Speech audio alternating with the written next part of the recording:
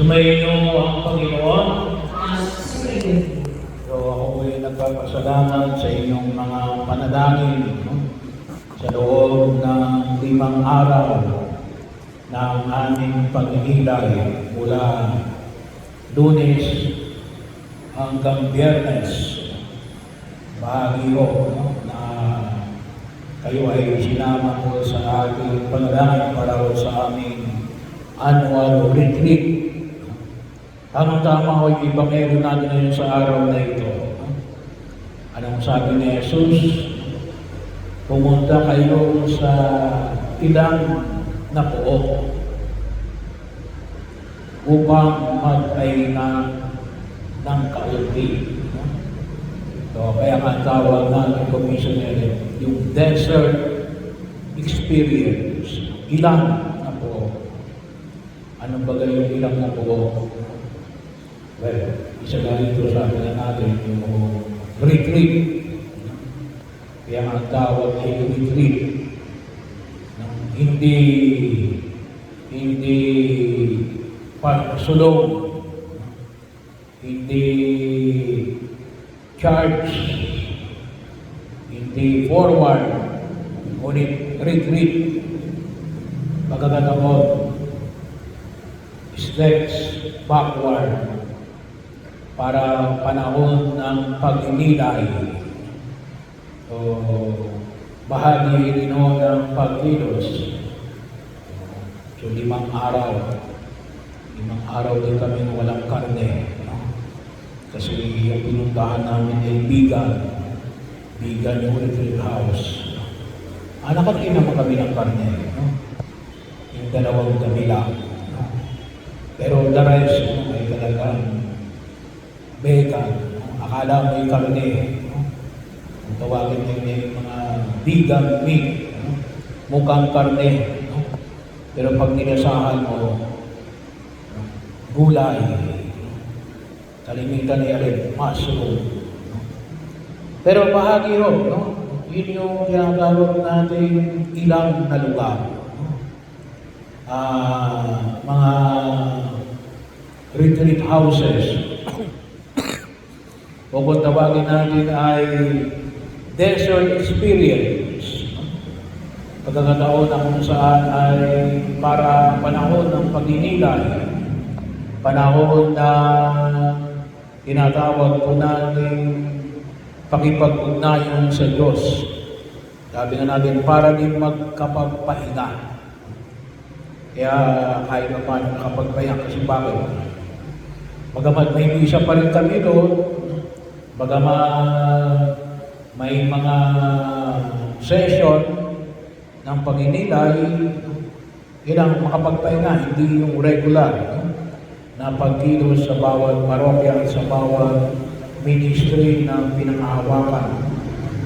Wala pa din doon, wala pa din signal o pagkakataon. Mayroon lamang wifi doon sa isang lugar. Pero bahagi yun, yung malayo sa karamihan. Malayo sa karamihan. So yun ay desert. At bahagi rin na kung saan tayo rin nangyayari. Nasaan ang inyong mga desert? Bagaman hindi naman kayo require na magkaroon ng tinatawag mo natin na annual retreat or monthly recollection. Pero nasaan na ninyong desert para makapagpahinga. Pag sinabi natin desert, talagang walang-wala. Hindi yun yung regular na pagkilos mo. Hindi rin yun yung regular na kalimitan nagagawa mo. O yung regular na tinatanggap mo. O mga bagay na iyong naging bahagi ng iyong ordinary buhay. Pwede maging isang bakasyon. Maging bakasyon. Pwede yun ay panahon para kasama yung pamilya. Pwede lang yung maging mga tinatawag na panahon ng paghinila, pwede yun ay maging ilang mo. Pero panahon yun na makita natin, komisyon, para makapagpahinga rin. Komisyon, yung iba, nakita natin, komisyon, yung iba, kapag weekends, ay kahit na pumunta komisyon, lalo na itong panahon ng pandemya, marami nagpupunta sa mga bundok. Kahit na kumisan, it will take them 1.5 hours to 2 hours mula sa Manila para pumunta sa mga bulubundukin natin. Bagamat napapagod. Pero yun ang nakita nila ka rin. Dito ako rested. Dito ako nakapagpapahinga. Kahit na siguro sabihin natin na ang kaharap ay trabaho. Pero doon siya na-release yung kanyang stress. Yung bahagi ho. Siguro tanong natin, where is your desert? Nasaan yung inyong desert? Dapat mayroon din tayong mga desert at kung maaari pinupuntahan natin yon para makapagpahinga. Baka wala na tayong pahinga. Baka puro na lang tayo trabaho. Tayo kinakailangan magpahinga. Para saan?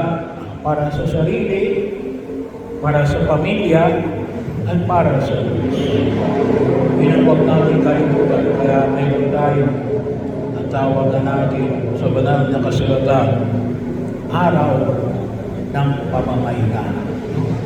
So, kinakailangan din natin magpahinga. Yung mga alagad, kinakailangan din magpahinga. Kaya sa amin, mga pari, meron tayong tinatawag na day off. Sa inyo, Saturday, Sunday, sa amin ay Monday. Bahagi ko yun. Kailangan natin magpahinga.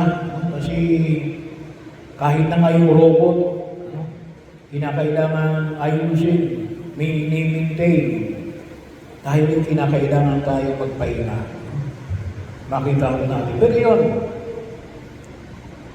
where is our desert? Nasaan yung ating ilang?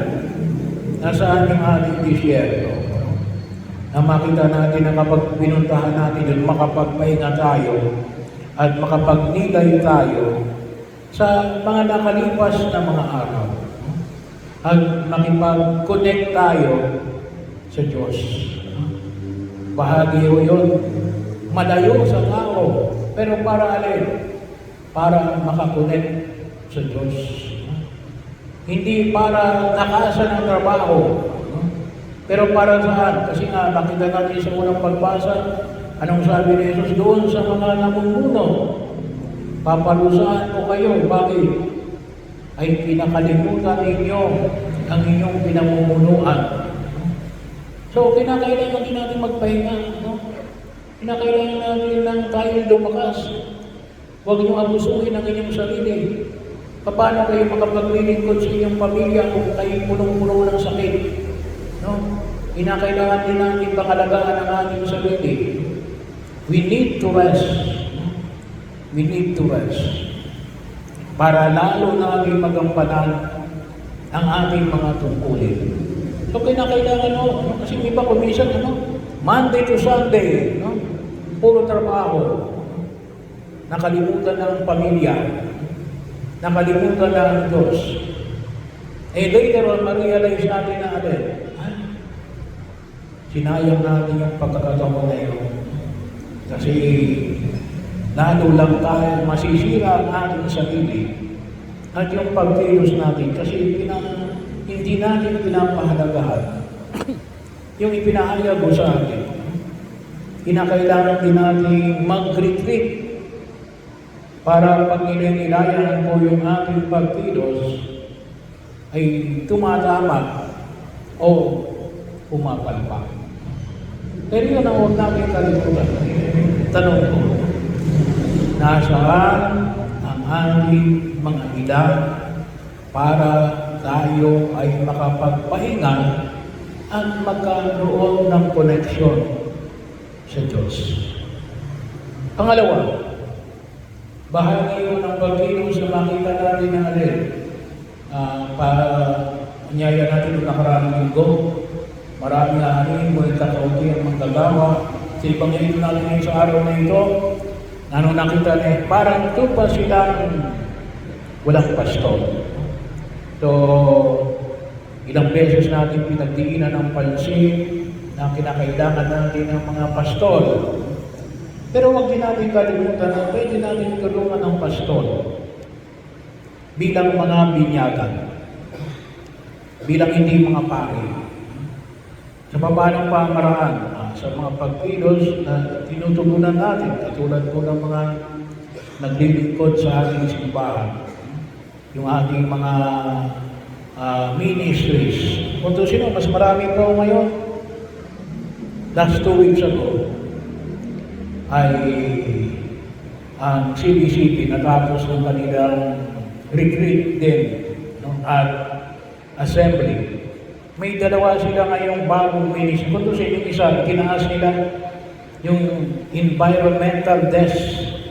Ngayon ginawa nilang ministry, hindi ministry, Commission on Integral Environment. Itinaas nila. Commission na. At nag-create pa ng isang pang grupo. Ano pa yung isang grupo? Yung Commission on Evangelization and Catechesis on Digital Catechesis. So, tayo nga, hindi pa tayo nakapupulong. Marami pa tayo mga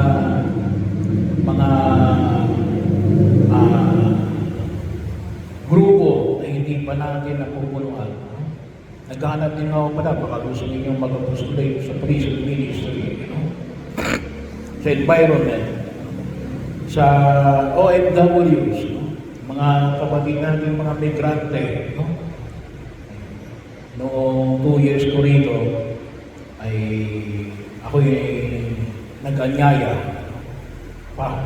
Pero hanggang ngayon ay wala pa nagka-activate. Pero kinakailangan. Ilan lang po ito sa mga ministry. Tulungan natin. Tulungan natin yung ating mga mananampalataya. Kinakailangan natin yung mga tao. At kung sa tingin ninyo, ay kayo ay may kakayanan sa mga bagay na ito, bahagi yun, makipag-ugnayan kayo sa abang lingkod para makita mo natin. Kasi hindi ko kaya lahat yan na matugunan sa bahagi ko ng pagkilos na nakikita natin na kinakailangan natin bigyan ng diin. Pagpapaliwanag. Maraming kinakailangan natin ipaliwanag. Kanina may lumapit sa akin. Sabi ko, tigtatanong kung sinasamba ba natin ang mga santo at santa. Sabi niya, paliwanag pa niya, Katoliko raw siya. Sabi ko, kapatid, ay bahagi ho. Pinag-uutos ba ng Diyos? Ang sinabi niya. Well, siguro sa ibang pagkakataon ko natin. Pero ibig sabihin, maraming tao, mga tupang parang walang pastor. Kasi bakit? Kailangan kasi natin. Hindi lang mo natin dapat tingnan yung pari. Kasi kung pagpalagay natin, pagpalagay lang natin, may 15,000 tayo within the parish, coming from the 5 barangays ng mga Katoliko, Isla, Sulig, Natividad, San Jose, Ingaladan. Yung iba kasi barangay, hindi na natin sakop. Sakop na ng ibang parokeyo. Pagpalagay natin ng 15,000 lang, ay pagkakataon na kinakailangan natin matigunan ng diin at kinakailangan natin ng mga leaders ng simbahan na tumugon sa nabanggit ng mga pagkilos. So ito po yung ating panalangin. kung tulungan ninyo yung inyong kurang paroko, hindi lang po ako sapagkat, no? Hindi lang po ang inyong maging kurang paroko, pero bahagi ng pagtugon natin, na may mga tupang parang walang mga pastor. Kung hindi man kayo maging pare, at least tulungan ninyo ang pare na matugunan ang pangailangan ng isang bayanan na nasasakupan ng parokya nito, Nuestra Señora de la Natividad. So ito pong dalawang ito. Nasaan ang inyong disyerto? Para alin, makapagpahinga. Hindi lamang para sa inyong trabaho, pero para sa kumilos, para sa bayan ng Diyos.